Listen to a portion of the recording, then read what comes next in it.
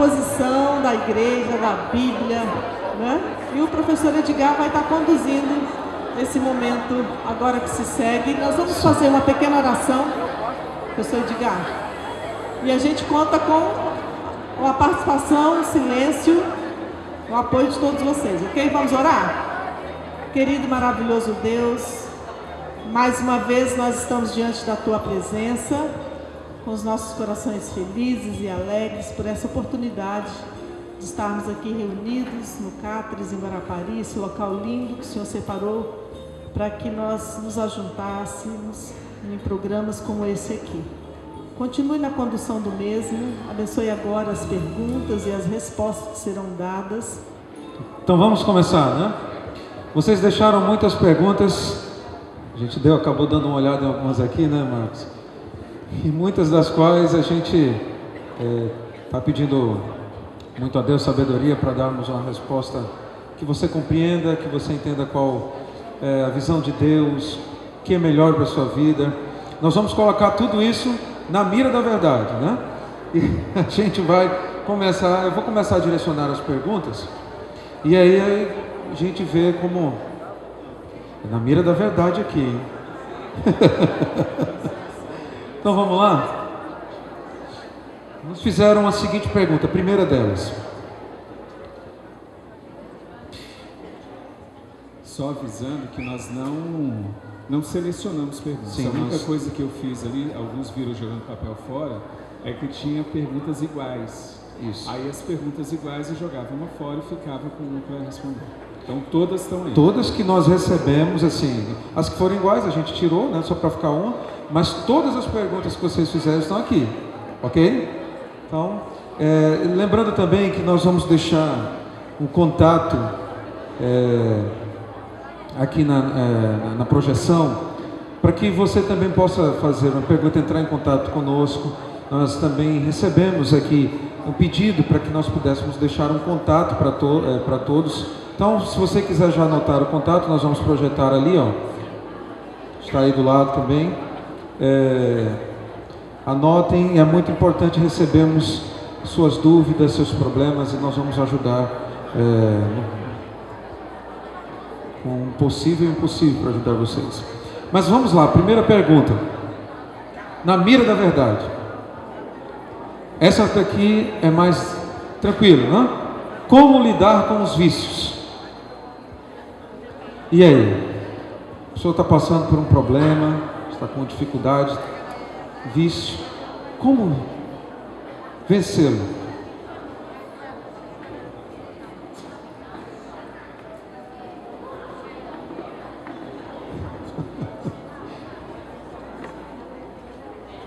Tá todo mundo humilde aqui, né? Um esperando pelo outro aqui. Cada um fala uma coisa então, beleza?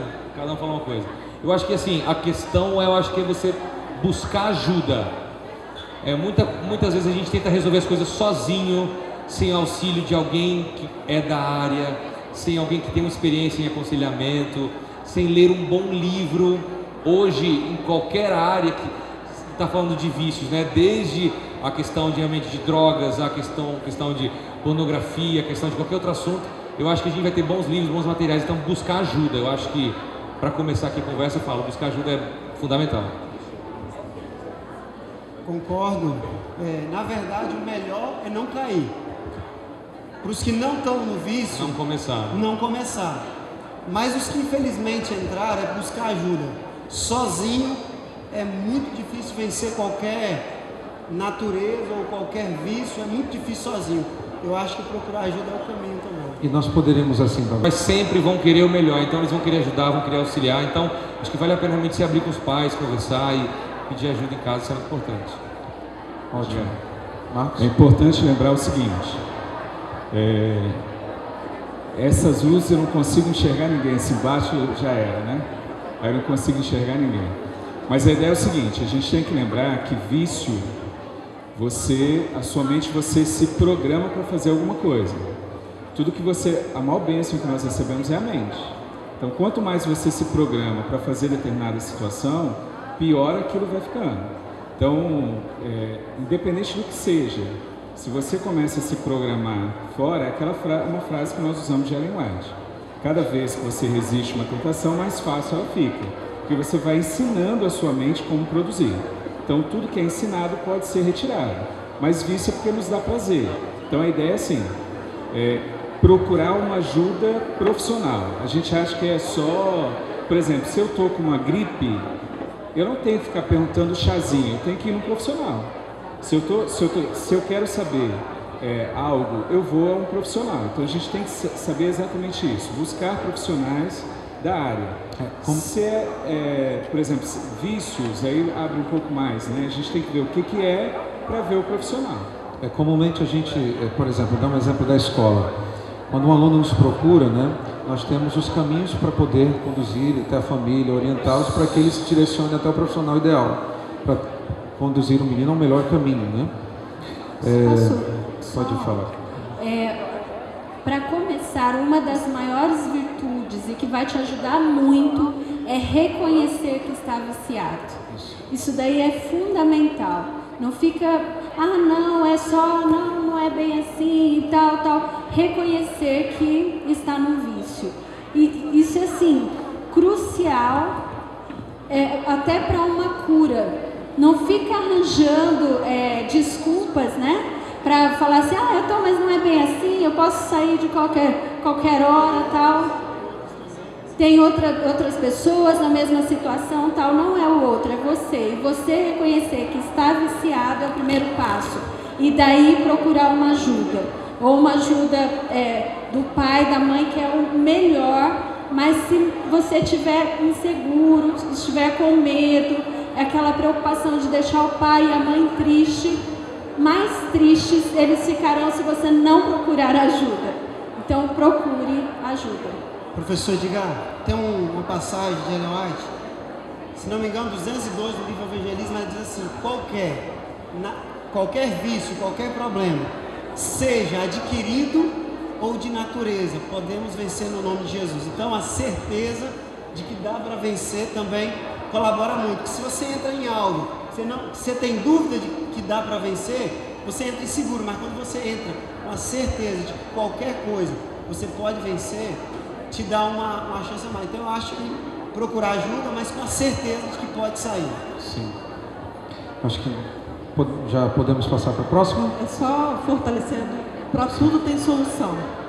Sim, concordo. Não existe caso perdido, né? Para tudo há solução, desde que a gente busque na fonte certa. Nós estamos diante do Deus do impossível, né? E mesmo que pareça para algum adolescente que agora talvez esteja fazendo essa pergunta, uma resposta nossa: olha, Deus tudo pode fazer. Ele tem a solução para você. Mas não desista, entenda que você precisa se reconhecer como um viciado, né? E agora tentar buscar a ajuda ideal que Deus tem providenciado para você, tá bom? Essa daqui é uma pergunta fácil. Vamos fazer assim, vou direcioná-la e aí a gente fica mais objetivo com relação a muitas perguntas que a gente está recebendo, para a gente ir um pouquinho mais rápido. É possível amar duas pessoas ao mesmo tempo? Podemos começar? Então eu posso direcionar? Pastor, você acha que é possível amar duas pessoas, entendendo o conceito de amor, né? Que aqui a pessoa tentou explicar, perguntar. Amar duas pessoas é possível? Primeiro, eu acho que a gente precisa compreender o significado de amor. Para mim, o amor ele vem ligado, se é o amor que nós estamos conversando aqui, amor talvez ligado a um compromisso com alguém, ele traz responsabilidades. E eu não tenho como ter uma responsabilidade ou um compromisso no sentido afetivo de homem e mulher com duas pessoas. Eu preciso ter um compromisso, uma responsabilidade com uma pessoa. Talvez haja um sentimento, um amor diferenciado aí, na questão de um carinho, de um afeto, de uma amizade. Mas amor, relacionamento conjugal, homem e mulher, acho que a gente precisa seguir o que a Bíblia diz para uma pessoa. Alguém quer só fazer mais um comentário? Na verdade, né, completando, pastor, direcionar. Se é possível amar mais que uma, sentir sentimento, com certeza, mas que a Bíblia nos indica é direcionar uma pessoa, um só homem, no caso das mulheres, uma só mulher no caso dos homens, direcionar. Ok. É bom que a gente, põe por terra o conceito de bigamia, né? Em algumas culturas isso é uma da abertura, né? Vamos lá. Vamos colocar na mira da verdade essa pergunta aqui. Como lidar com a solidão? Parece até o tema de uma música, né? Como lidar com a solidão, né?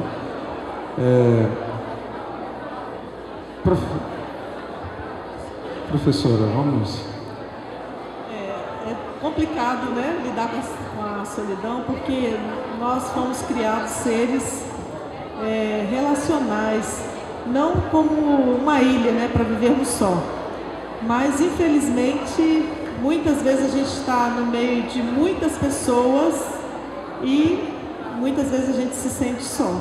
Então, a gente tem que vencer essas barreiras, né, e buscar se relacionar com os mais próximos de nós, primeiramente que é a nossa família. Muitas vezes a gente se isola pela correria do dia, pelo envolvimento, né, em muitas outras coisas que a gente tem ao nosso redor, no caso o celular, a internet, e às vezes a gente prefere se relacionar com o mundo todo e ao mesmo tempo não se relaciona com ninguém, né, está se sentindo sozinho. Então a gente tem que procurar aquele relacionamento de olhar olho no olho, né, sentir ali a presença do outro, que é isso que vai realmente completar, né, esse vazio que a gente tem.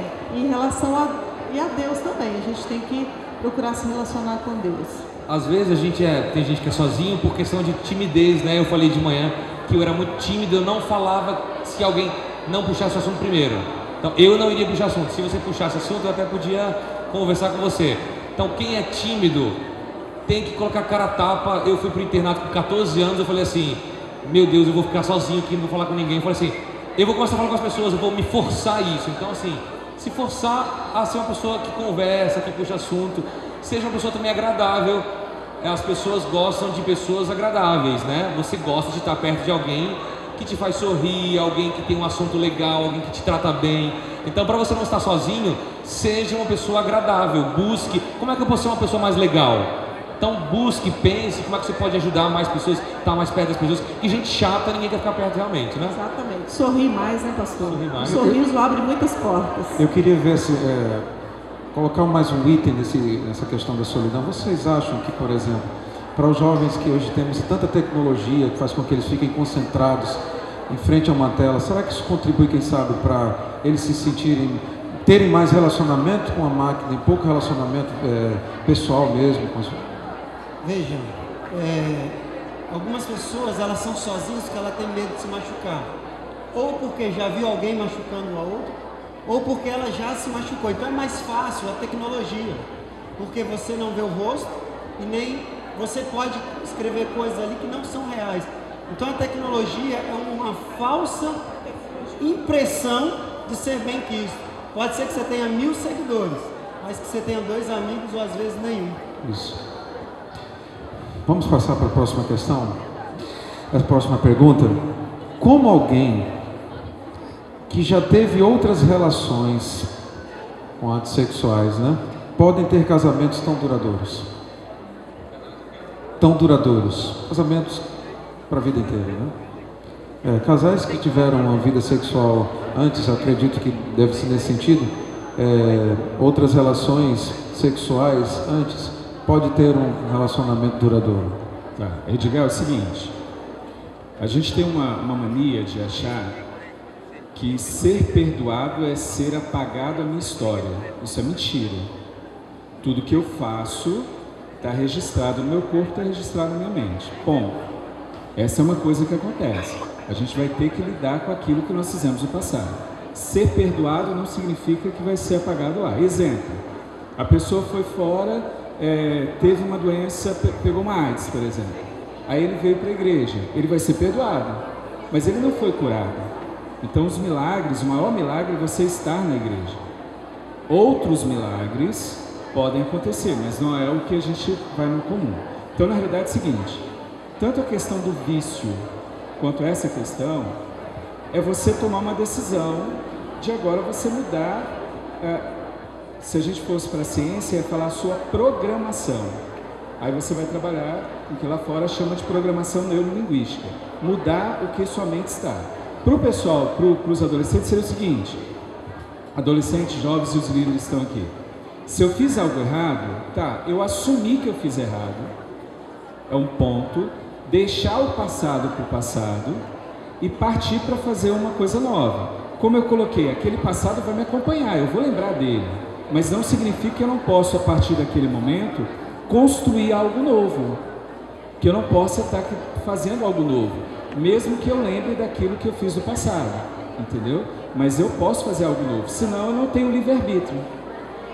Mesmo nas questões, por exemplo, tem um ponto que eu acho que é legal já colocar aí dentro para misturar, é as pessoas, quando foi colocado aquele ponto que a pessoa nasceu com uma tendência. Se o nascer com a tendência fosse uma desculpa, se o nascer com a tendência já fosse definitivo, Deus não podia cobrar de mim. Entende isso? Se eu não tenho escolha, Deus não pode cobrar de mim. Agora, se eu tenho escolha, significa que Deus pode cobrar. Então, se eu era fora da igreja, tive uma vida totalmente desequilibrada, com várias relações sexuais, vim para a igreja, então agora eu vou ser uma nova criatura. Eu vou decidir fazer a minha história daqui para frente. Então existe sim, só que tem que querer fazer. Algum comentário mais? Então tá. Esse é para os homens, tá? Para os homens especificamente. Vamos colocar os homens na mira da verdade aqui. Porque os sentimentos não afetam os homens. E se afetam. E tem mais uma. Me recuso a responder. E se afetam porque não faz tanto efeito, nem 10%. Bom, algum homem gostaria de se posicionar? Sei que a menina é muito magoada aí, viu? Mas não tem nada a ver com isso. Eu acho que ela está magoada. Mas, Edgar, o problema que o pessoal acha é que nós homens não temos, não temos afeta, sentimento, né? É porque a mulher é mais afetada pela parte emocional. Sim. O homem é mais direcionado pela razão, mas ele é emoção. O problema é que quando o homem cai, para levantar o homem é mais difícil. Então você vai ver, por exemplo, mulheres, você vai ver que elas entram na depressão, você vai ver um monte, o homem quando ele entra, você tem mais dificuldade, porque o homem é mais simples. Atender as necessidades do homem é muito simples. Agora, atender a necessidade da mulher é muito mais complicado. É complexo. A mulher tem um monte de detalhezinho, o homem não, o homem é muito simples para agradar. Estou falando sério, os homens que estão aqui, nós somos muito simples.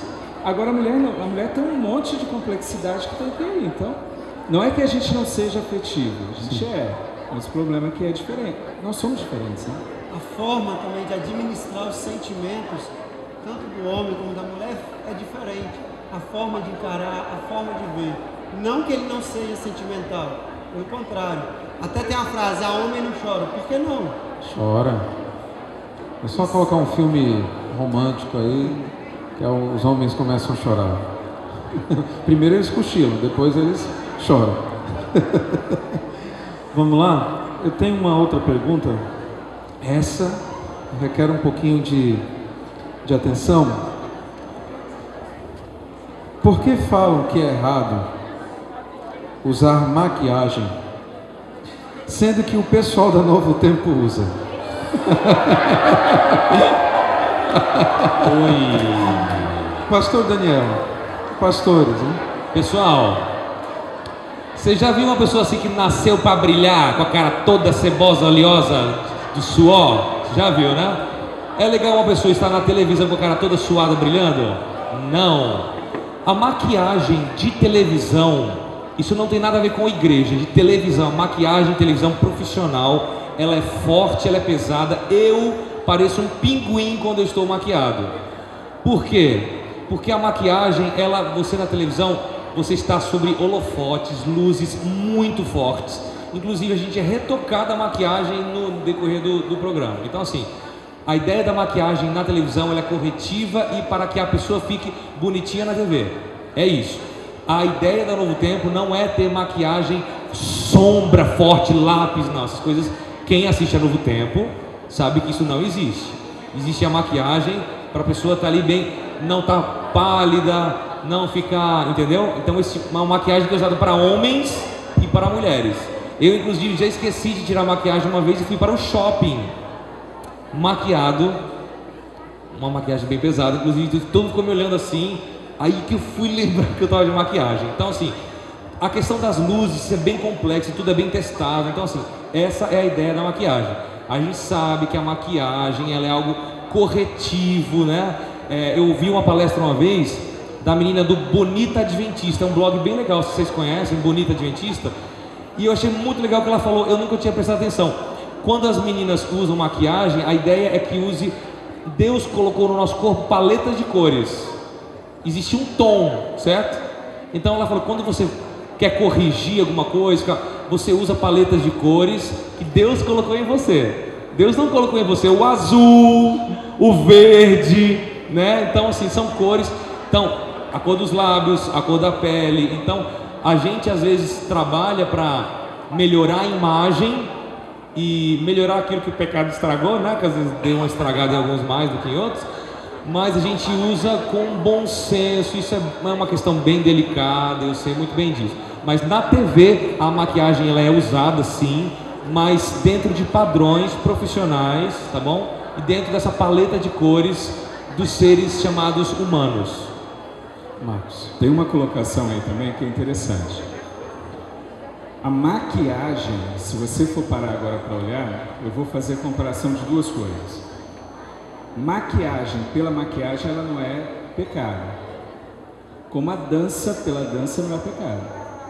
Senão, aí a gente vai falar, mas o que é dança? Por exemplo, quando a gente vai para uma social, o que você está fazendo lá? É dança. O que Davi fez? Foi dança. Então a gente tem que ver qual é o objetivo que a gente está fazendo aquilo. Se eu estiver, por exemplo, indo para uma dança, essa pergunta surgia muito, né? Como diretor jovem regional jovem, a gente ouvia isso para tudo quanto é lado. A dança em si, quando ela vai para o lado sexual, que é o que nós vemos, ela é pecaminosa. A maquiagem, quando eu estou fazendo, quando a mulher, por exemplo, não vai para a correção, mas ela vai para uma sedução, aí você vai entrar no contexto que a gente coloca da Bíblia, que não deveria ter. Então a gente tem que lembrar sempre o contexto do que você está usando, para que você está usando. Não é o problema da maquiagem, é a forma como você vai usar e o objetivo que você vai fazer isso. Na televisão tem um objetivo. As mulheres, as meninas têm um objetivo a usar quando vai para a igreja. Agora, eu tenho que tomar cuidado para ver qual que é o efeito daquilo em cima dos outros. Entendeu? Acho que tem que levar a ter essa sensibilidade. Biblicamente, você não vai ter como a pessoa colocar o que você vai ter na Bíblia também é exatamente isso. É a parte da sedução, não é a maquiagem por maquiagem. Por que está sendo usado lá? Objetivo. Alguns jovens, mas porque no Novo Tempo use, vai lá e fica como uma arara que veio naturalmente, mas sem ser naturalmente. Então, o problema não é a maquiagem, é quem está usando. Assim como o problema não é a música, mas é quem está cantando ou ouvindo, e o problema não é a dança, é quem está utilizando dela. Então, o equilíbrio é o que é a palavra para nortear o adolescente, o jovem, é equilíbrio. Isso. Nós vamos para a próxima pergunta. Professora, qual a diferença de um processo de cyberbullying e de bullying? De um bullying normal? Qual a diferença para os dois?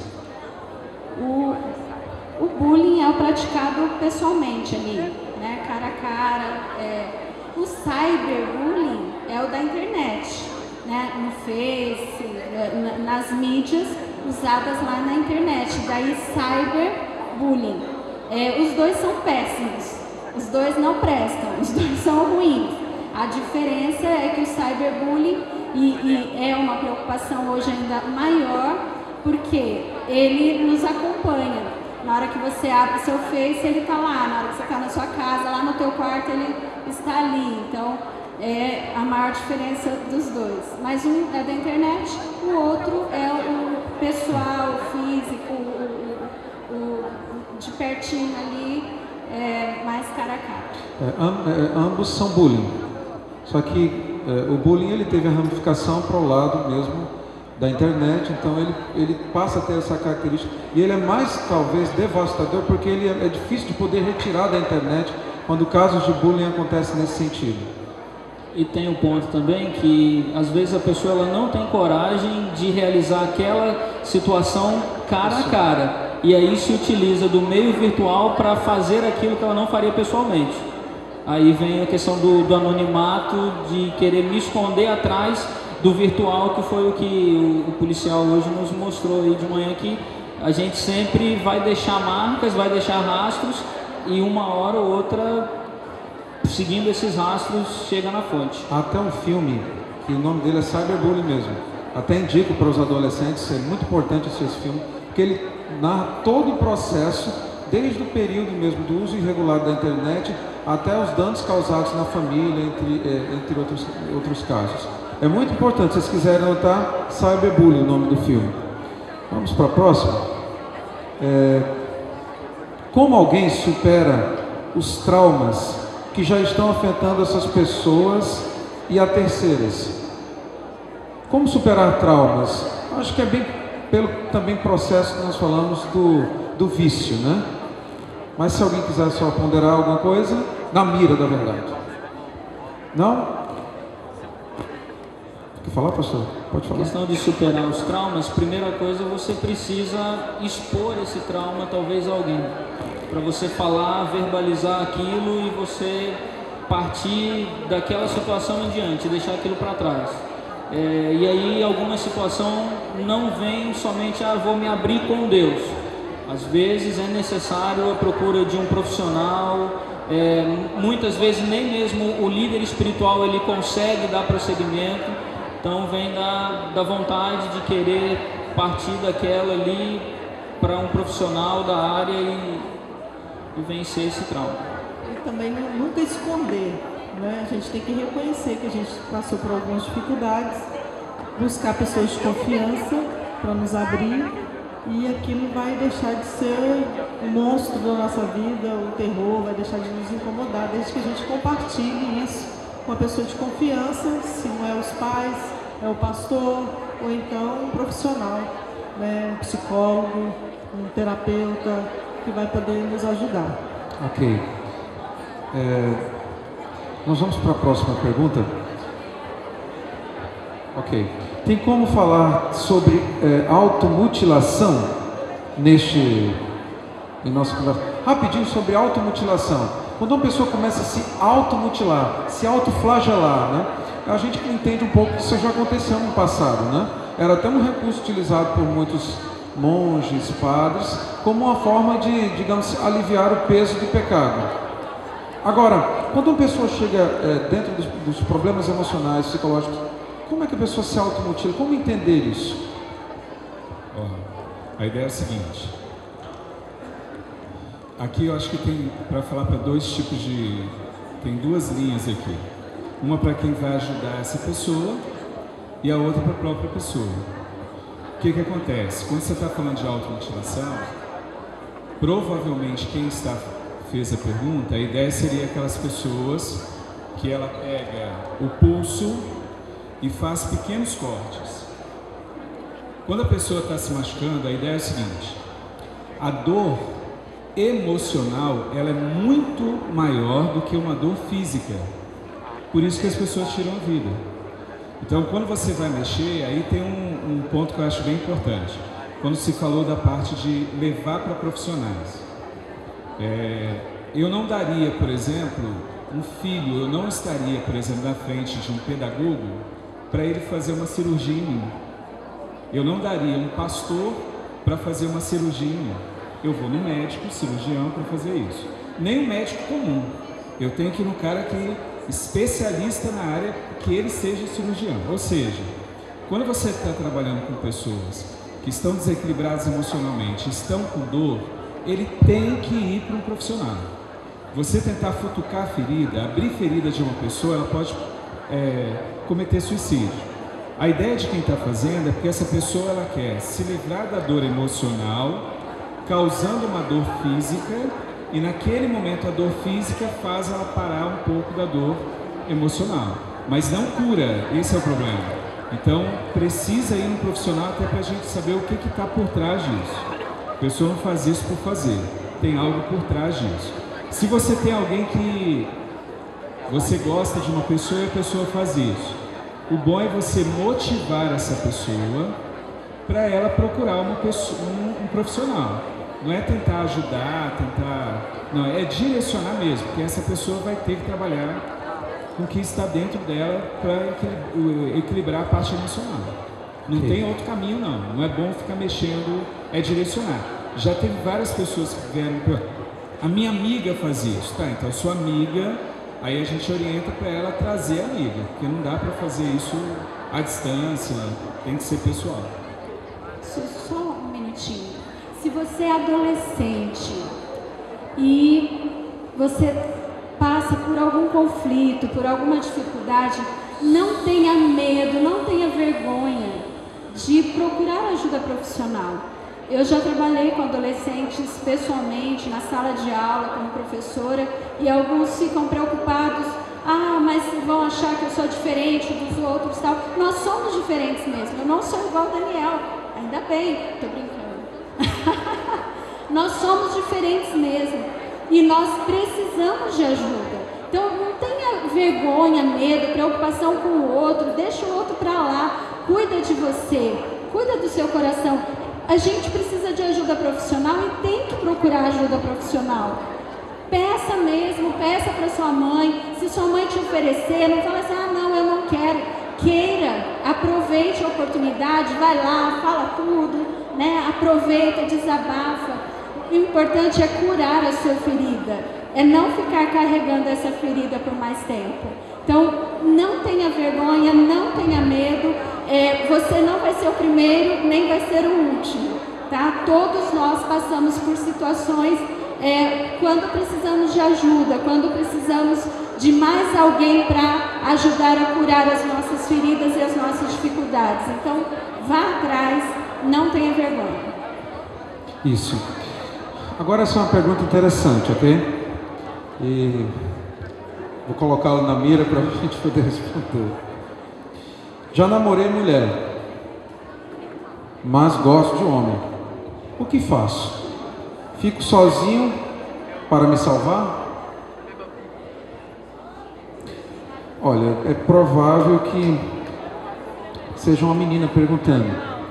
Ou é um homem perguntando. Ok. Já namorei mulher, mas gosto de homem. O que faço? Fico sozinho para me salvar? Na mira da verdade. Edgar, primeira coisa, a gente se programa para gostar das coisas. A gente tem que lembrar disso.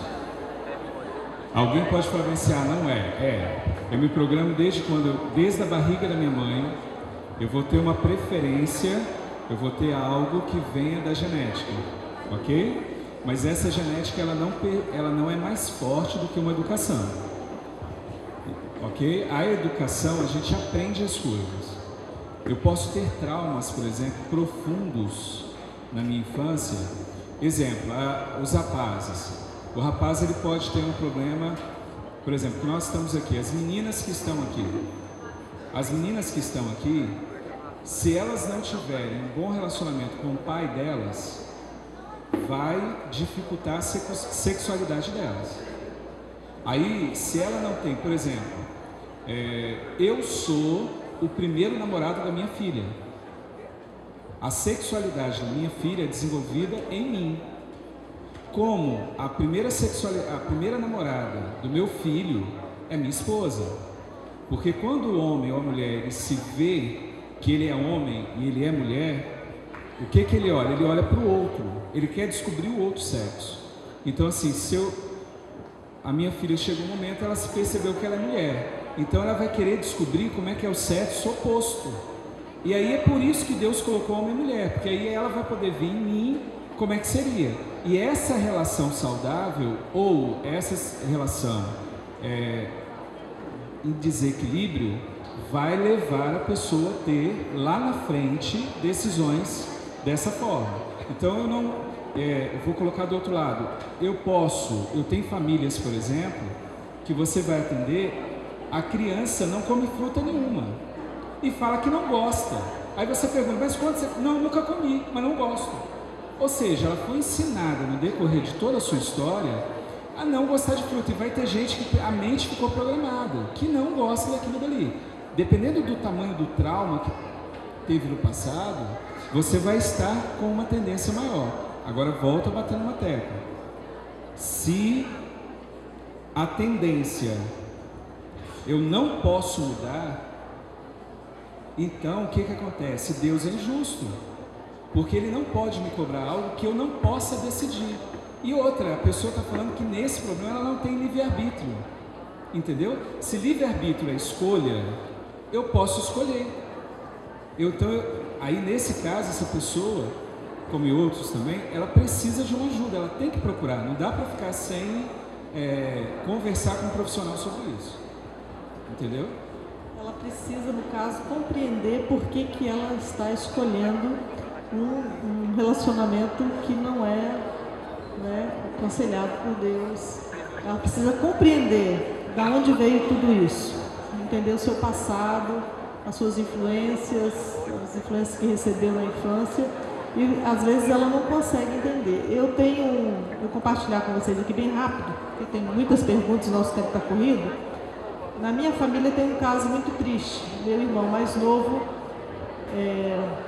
casado, teve um casal de filhos e todos dois são homossexuais. A menina é lésbica e o menino é homossexual. Por quê? A mãe sempre foi aquela mulher autoritária, tomava conta de tudo em casa. O pai era um Zé Ninguém, um Zé Mané, não sabia nada de nada. Então eles foram crescendo, o pai era um ignorante, um monstro, o feio. Então, que menino que vai querer ser igual ao pai? Nenhum, né? Porque ele não teve uma referência boa. Que menina que vai querer casar com um pai que a mãe, o tempo todo, desde a infância, pintou como um demônio? Então é mais ou menos por aí. Mas uma vez eu chamei eles para conversar e falei assim, tudo bem, vocês sabem, né, hoje vocês são adultos e têm consciência de toda essa história, mas vocês não precisam continuar agindo dessa forma, porque a partir do momento que vocês tomam conhecimento do que causou tudo isso, vocês têm a liberdade de escolher quem vocês querem ser. E procure ajuda, né, para desfazer todo esse caminho, né, que foi construído na mente de vocês, esse emaranhado, né, essa construção que foi se dando desde a barriga da mãe, desde a infância. Então precisa ser desconstruído tudo isso, e Deus te dá a liberdade, né, te dá o direito de você ter uma nova vida, né, mudar toda essa história. Então depende de cada um. O professor Marcos falou aqui, depende de cada um de nós. A gente precisa sim buscar ajuda, compreender o nosso passado, a nossa educação que recebemos, o meio que vivemos, para a gente botar um fim, né, e buscar a orientação de Deus, da Bíblia, porque Ele quer sempre o nosso melhor. E o melhor é homem com homem com mulher e mulher com homem. Eu acho importante a gente tem para escolhermos segundo a vontade de Deus. E quando as nossas escolhas contrariam a vontade de Deus, a gente precisa muitas vezes de um profissional para nos ajudar a direcionar as nossas escolhas de maneira correta. Eu digo só assim, é claro que a gente não está aqui minimizando o sofrimento de quem passa por uma situação, tá? Tudo que foi colocado na nossa mente, a gente segue aquilo ali. Por exemplo, eu costumo dizer, você já me ouviu falar isso nas aulas lá, mas é assim, eu não sou maior que as minhas crenças, eu não sou maior do que eu creio dentro de mim. Então eu tenho que mudar as crenças que eu tenho dentro de mim para que eu possa avançar. Tem muita gente que tem sonhos, projetam e não consegue realizar nada. Por quê? Porque a crença dele não deixa. Então, não só nesse caso, mas no caso do vício, no caso de pessoas, por exemplo, que eu já atendi gente com pornografia, que era casado, mas não conseguia ficar longe da pornografia, pessoas homossexuais, lembrando que o homossexual, né, tanto masculino quanto feminino, é homossexual.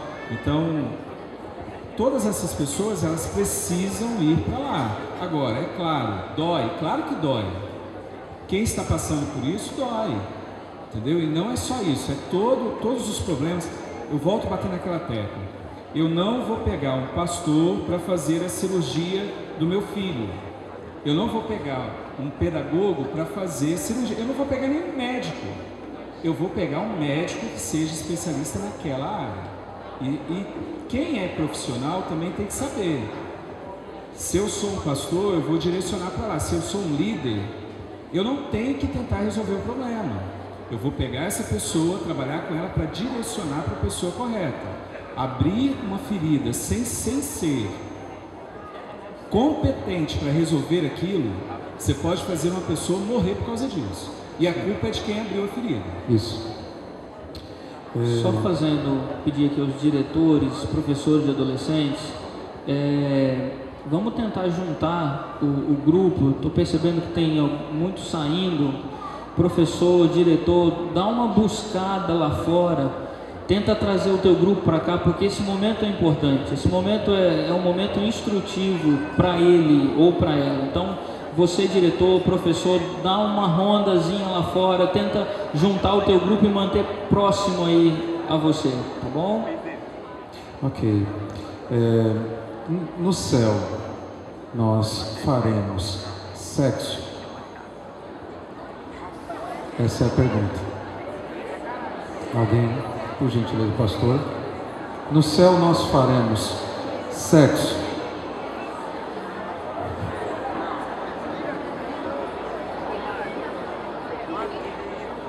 Bom, o sexo foi algo criado por Deus, desde que Ele estabeleceu a instituição do casamento.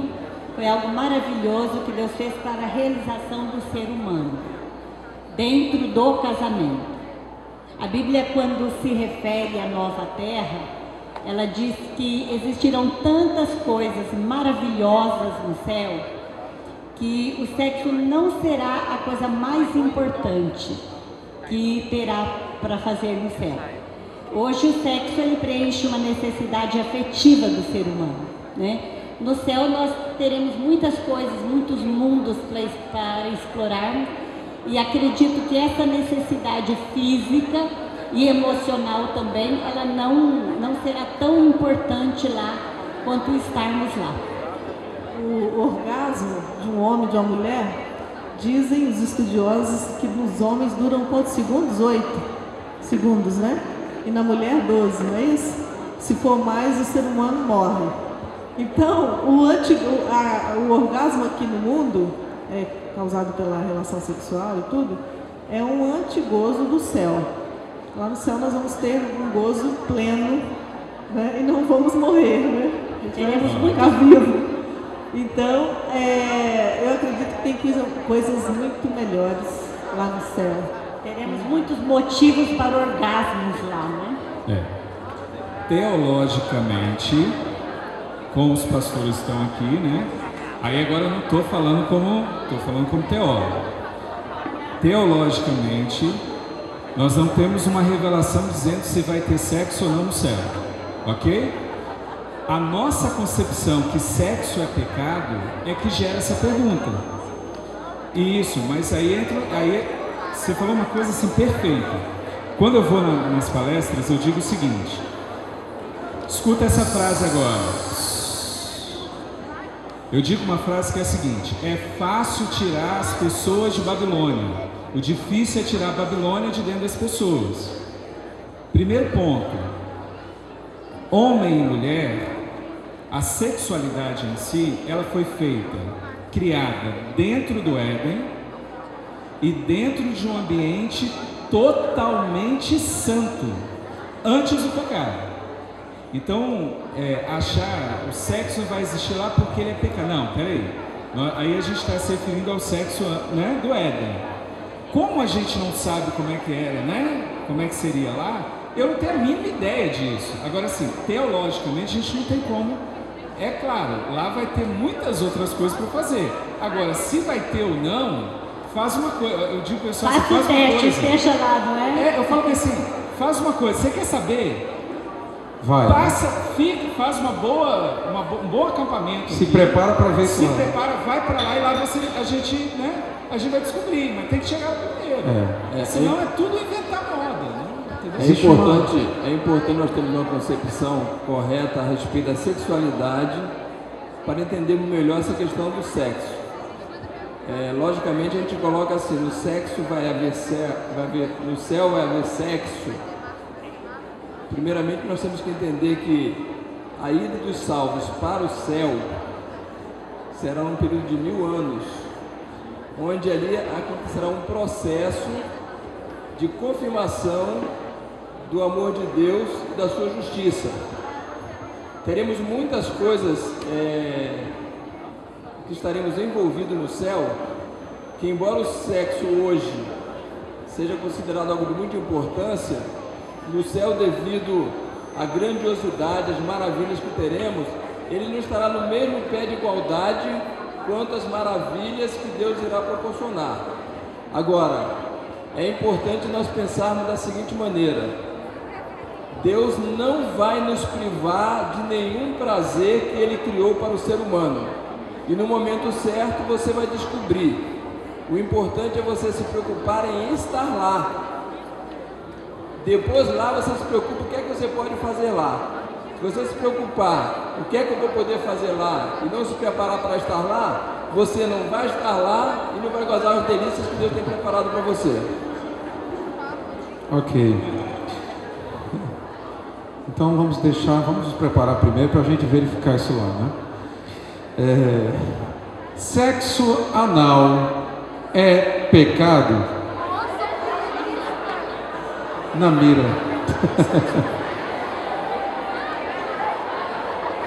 Com certeza, né? Eu vi na pregação do pastor Bulhon que eu achei muito interessante. Ele falou assim, que Deus é perfeito e construiu e que nos criou perfeitamente, né? Anatomicamente perfeitos, cada coisa encaixa, né? E deve ser usada de acordo com para que Deus criou. E ele falou assim, é possível falar para o ouvido, né, colocar comida dentro do ouvido? Não é, né? O ouvido não come, ele foi feito para ouvir. Da mesma forma o nariz, a boca. Então cada parte tem a sua função.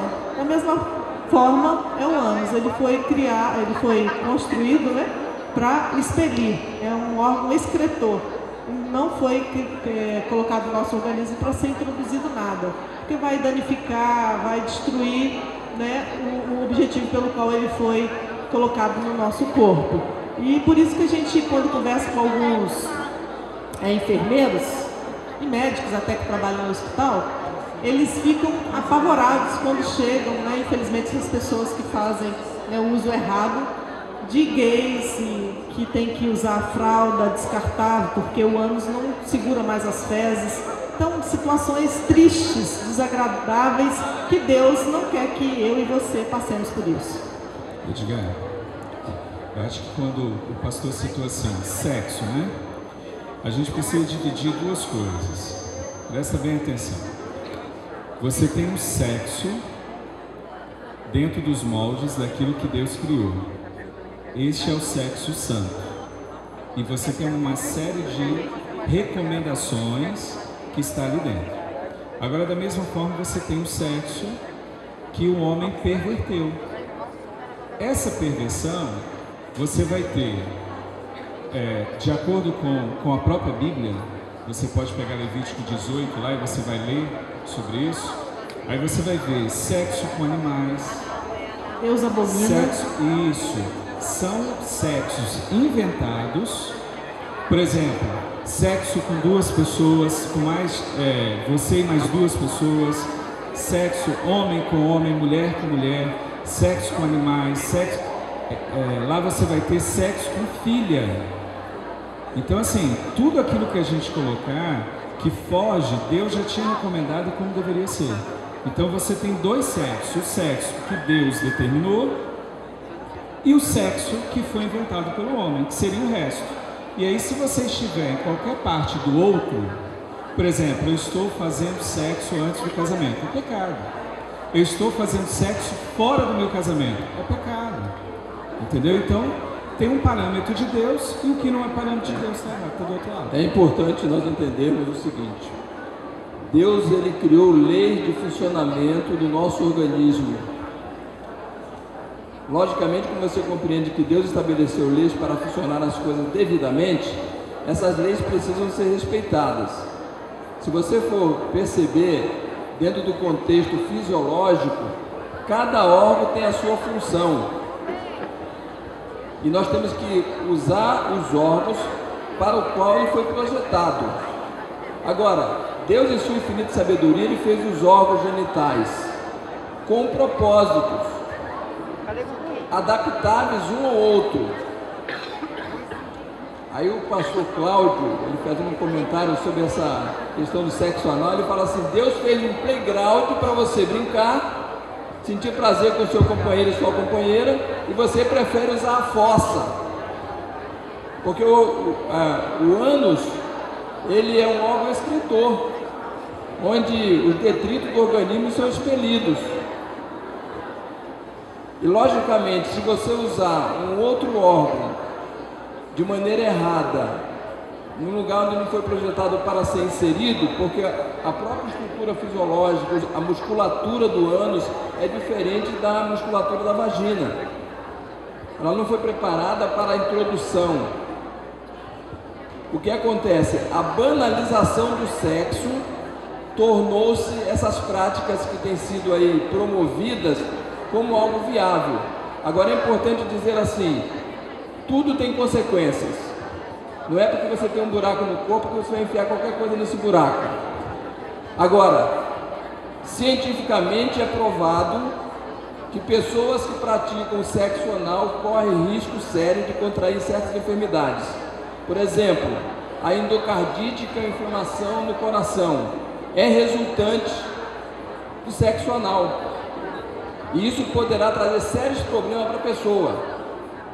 Já isso não acontece com a vagina, porque ela foi preparada para a introdução do pênis e ela produz substâncias que facilitam a penetração, porque ela lubrifica, dando a entender claramente que Deus projetou para aquela maneira ser feita e devemos respeitá-la. Agora, é importante falar aqui, a Bíblia, ela também vai dando alguns pareceres importantes. Se você ler lá em Romanos, capítulo 1, versículo 25, 26, 27, você vai encontrar que as pessoas que não seguem as orientações de Deus ficam entregues a si mesmo e, ao invés de adorar a criatura, ao Criador, adoram a criatura, ou seja, se tornam criador de si próprio e começam a administrar coisas contrárias àquilo que Deus projetou. E o próprio texto diz que os homens mudaram a forma de ser, homem com homem, mulher com mulher, e é um ato condenatório de Deus. E o próprio texto diz assim: estes que isto praticam colherão o resultado de sua conduta indevida. Então, vamos no momento certo, na hora do casamento, após o casamento, gozar do privilégio da sexualidade, da maneira correta como Deus estabeleceu. Do contrário, mesmo você usando o seu sexo de maneira errada, para satisfazer o seu prazer, você estará pecando e é passível de uma condenação divina. Professora.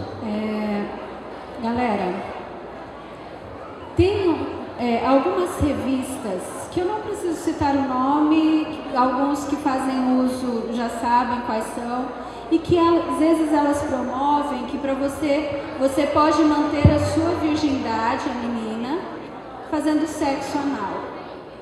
A virgindade, ela é mais do que o ímen, mais do que só a questão da penetração do pênis na vagina.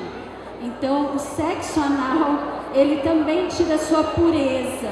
A virgindade, ela tem, e quando a gente fala eu escolhi esperar, tem mais a ver com a tua pureza do que o sexo anal. Existem na internet, em lugares que divulga isso, né? Que você vai se manter virgem e aí você faz sexo anal apenas porque você se mantém virgem.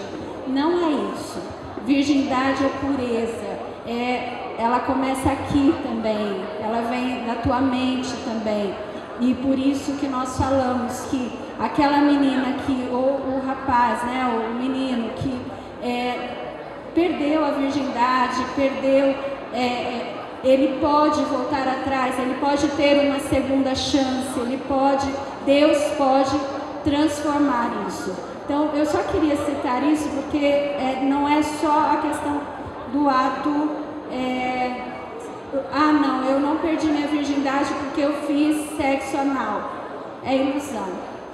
Virgindade tem a ver com pureza e tem a ver com a mente também, não só com penetração. É importante, nós temos um texto bíblico que está em 1 Tessalonicenses capítulo 4, versículo 3 a 8, que diz assim: pois esta é a vontade de Deus, a vossa santificação, que vos abstenhais da prostituição, que cada um de vós saiba possuir o próprio corpo em santificação e honra, não com o desejo de lascívia, como os gentios que não conhecem a Deus, e que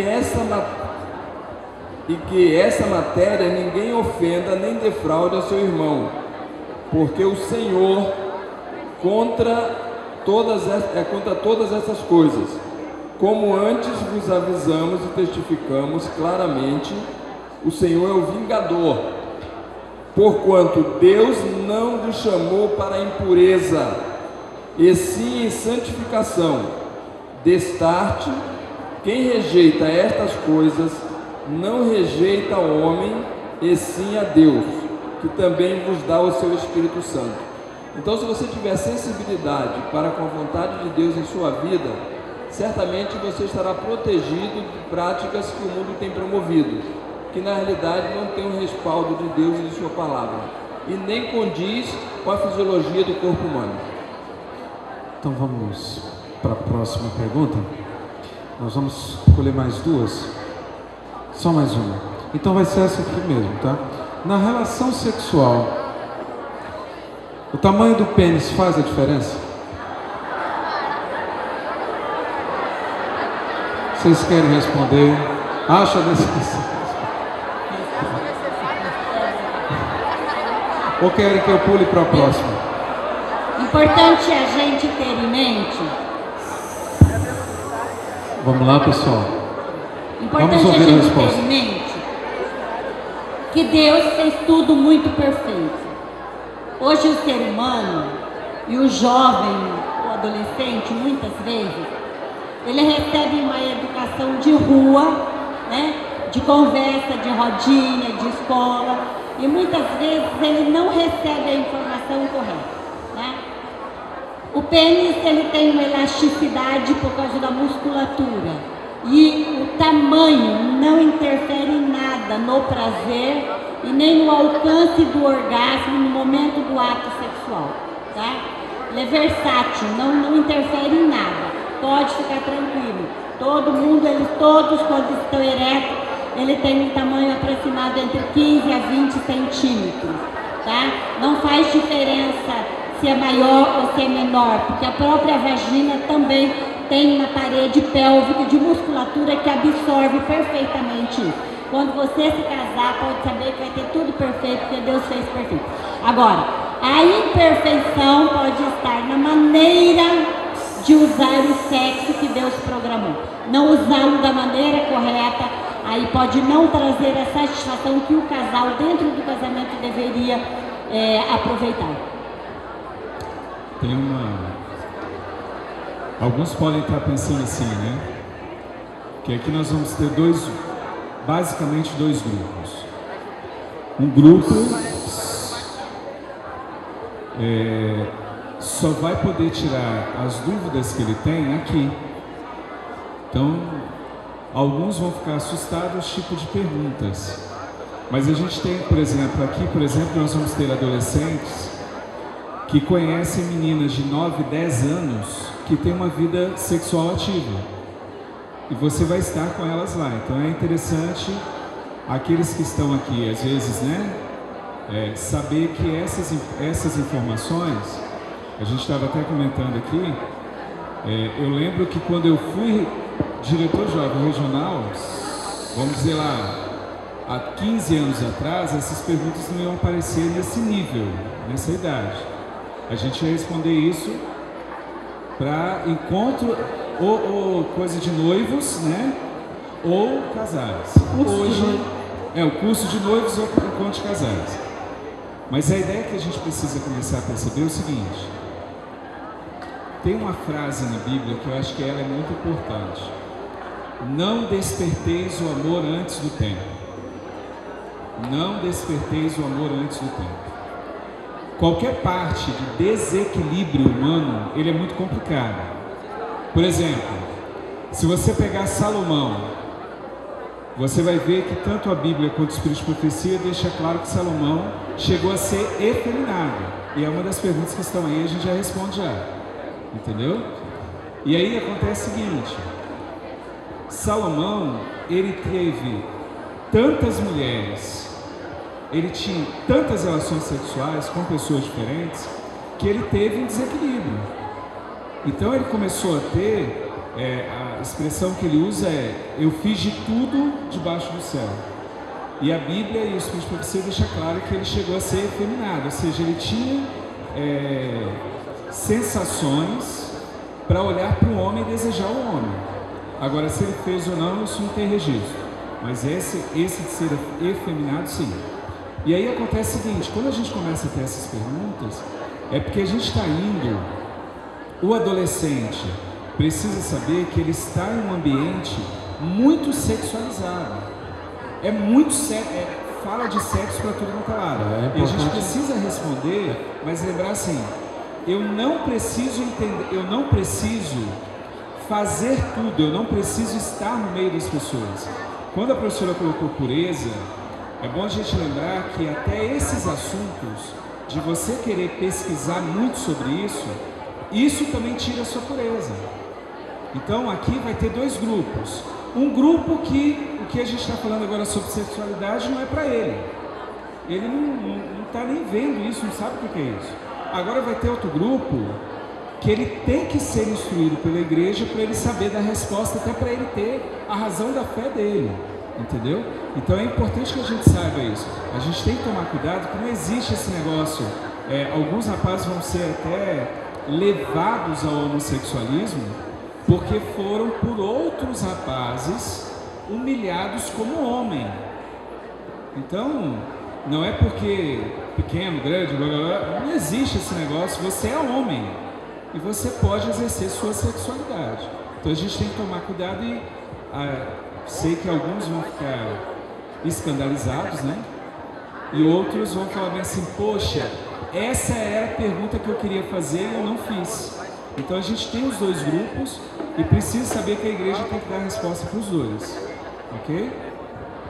Só corrigindo aqui, eu disse que o tamanho do pênis chega de 15 a 20, é de 12 a 15, tá? E a elasticidade dele vai de acordo com a necessidade, tá? Quem é maior vai ficar do tamanho, é sempre isso, não se preocupe. Tá só corrigindo a informação. É importante entender o seguinte: um pênis menor, você acha, o homem acha menor, não se preocupe com isso, que no momento certo ele vai alcançar o tamanho que ele precisa. Um pênis maior, ele não vai crescer tanto quanto um pênis menor. O organismo vai se ajustar ao modelo. Por isso ele diz assim: para cada pé existe um sapato. Então não se preocupe com isso. Não é o que deve se preocupar. Agora, esteja atento. Nem tudo aquilo que é conversa de rua é verdade.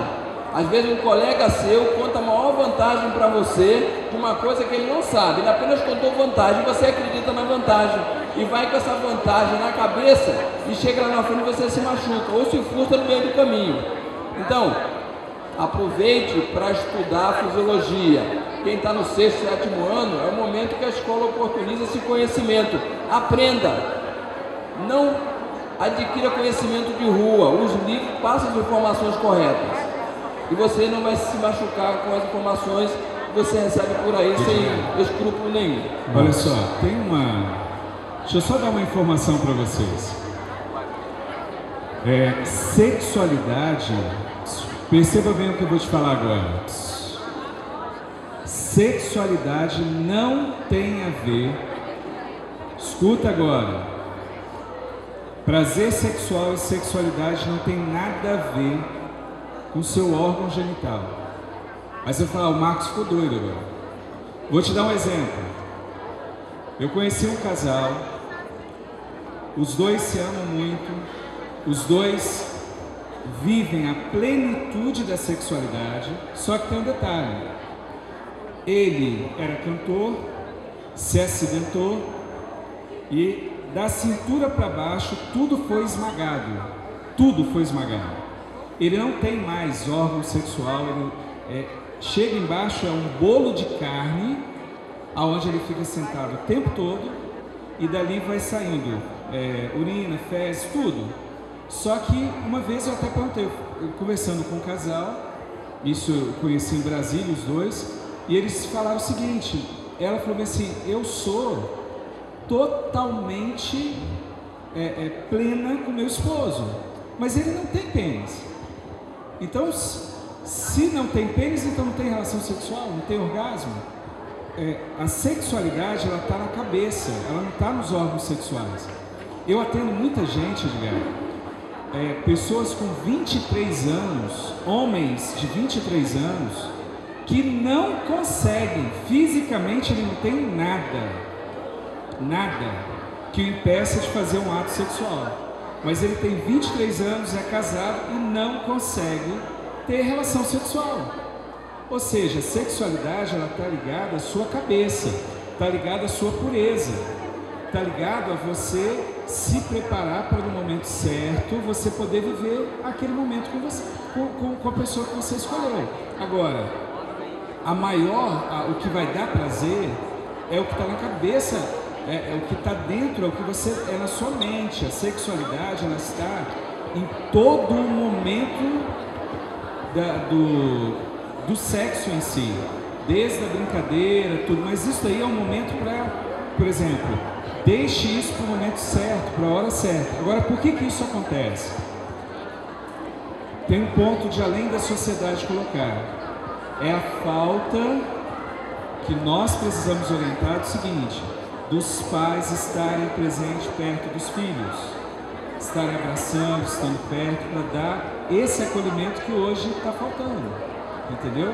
E aqueles que não têm, as crianças saberem que precisam e podem buscar pessoas que vão auxiliá-los, mas é interessante que tenha um acompanhamento daqueles que estão indo para o lado do desequilíbrio. Eu acho que na era em que vivemos, há um apelo gritante pelo sensualismo, né? E existem padrões que são levados aos grupos, tanto de adolescentes, adultos, que fazem com que, se eles não atingirem isso, eles estão aquém daquele modelo. Então, por exemplo, você pega a influência de tantas coisas como a mídia, como um comportamento no namoro, que o namorado, os meninos hoje em dia têm que automaticamente ter uma relação sexual como inserção para o namoro. Isso não é uma visão bíblica. Além de outros modelos que a gente vê. Eu lembro de um exemplo, para falar para vocês, foi perguntado ao Faustão o que ele acha da virgindade. E ele perguntou se isso era uma questão de sujeira, ainda se manter virgem até o momento certo. E ele argumentou também, de fato que manter-se virgem é uma questão de falta de higiene. Olha o pensamento que as pessoas... Agora, imagine você falando isso em cadeia nacional, para quase uma camada grande da população, ouvindo um pensamento que não é nem científico. Então, o que se tem hoje em dia é uma influência muito grande da mídia. No apelo, você pode ver as novelas como apelam muito para a questão sexual, para a questão do corpo. Se você não estiver se enquadrando como um corpo bonitinho, você não é bonito, você não é perfeito. E quantos jovens não se olham, por exemplo, e não se veem perfeitos e se sentem mal por causa disso? Quantas doenças nós não temos, transtornos a gente não vê, como bulimia e tantas coisas, que a gente percebe que são realidade nos jovens hoje em dia e adolescentes, mas por conta dessa influência também. Não é que a mídia é um único canal, mas no momento em que ela se propagou, internet, TV e outras coisas, isso passou a ser uma realidade para os jovens e influenciá-los drasticamente, né? Ok, então a gente agradece Pena que o nosso tempo é muito corrido, não vai dar para responder todas as perguntas que foram feitas, questionamentos. A gente vai partir agora para o caça-tesouro. Né? E eu vou deixar aqui. É isso aí.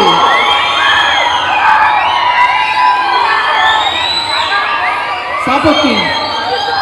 As perguntas que ficaram sem responder, a gente vai deixar aqui na responsabilidade de alguns desses que estão aqui à frente para responder por e-mail, né, ou botar no site, ou coisa assim. Obrigado, pastor Jailton, professora Angélica, pastor Fernando, professor Marcos. Só pedir para o pessoal da projeção colocar de novo. Coloca para nós o contato do professor Marcos e o e-mail para vocês perguntarem caso a sua pergunta não foi respondida aqui nessa parte, ok? Caso tiver algum momento também, nós vamos continuar pelo evento aí. E chama a gente num canto aí, a gente tenta responder para vocês. Pessoal, ó, o e-mail, manda o e-mail ou telefone pra gente. Aqueles que estão aqui, a gente vai conseguir alguém, você vai entrar em contato com a gente e a gente vê alguém para poder te ajudar se você está precisando de alguma ajuda. Vieram algumas perguntas pedindo telefone e e-mail para conversar. Então está aparecendo lá, você entra em contato, liga pra gente. Coloca o nome do evento para que eu possa arrumar, ou eu ou alguém para poder te atender. Colocar o nome do evento, tá? Coloca a Doleas para o professor Marcos identificar. Então, pastor Daniel, Fabíola, pastor Lucas, muito obrigado.